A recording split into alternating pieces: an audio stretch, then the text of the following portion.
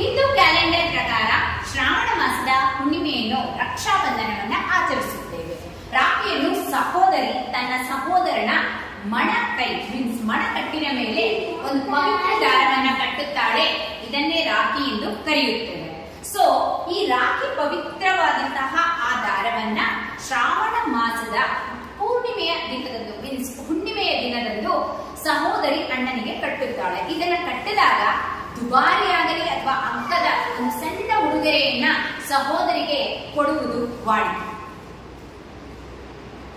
Alexander, ಎಲ್ಲರಿಗೂ ತಿಳಿದಂತೆ Alexander ಭಾರತವನ್ನ ದಂಡೆತ್ತಿ ಬಂದಾಗ ಭಾರತದಲ್ಲಿ ಅಲೆಕ್ಸಾಂಡರ್ನ ಎದುರಿಸಿದವನು ಪೋರಸ್.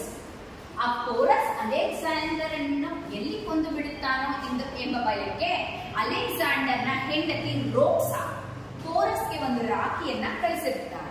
ಸೊ ಇದರ ಅರ್ಥ, ಸೊ ಎಂದಾದರೂ ತನ್ನ ಗಂಡನನ್ನ ಕೊಲ್ಲುವ ಸಂದರ್ಭ ಬಂದರೆ ತಂಗಿಯ ಗಂಡನ ಇನ್ನು ಕೊಲ್ಲದೇ ಇರುವಂತೆ ಆಕೆ ವಿನಂತಿಸಿರುತ್ತಾಳೆ. ಇದರಂತೆ ಯುದ್ಧದಲ್ಲಿ ಪೋರಸ್ ಅಲೆಕ್ಸಾಂಡರ್ ಅನ್ನು ಕೊಲ್ಲುವುದಿಲ್ಲ. ಸೊ ಆತನ ಪ್ರಾಣವನ್ನ ಕಾಪಾಡಿದ್ದು ಆಕೆ ಕಳಿಸಿದ ರಾಖಿ. ಸೊ ರಾಖಿಗೆ ಇಷ್ಟು ಬೆಲೆ ಇದೆ. We have celebrated Raksha Bandhan. Raksha Bandhan is a traditional Hindu festival that celebrates the bond between siblings. It is also known as Rakhi Purnima. The festival's theme translates to the bond of protection, and it is celebrated on the full moon day in the month of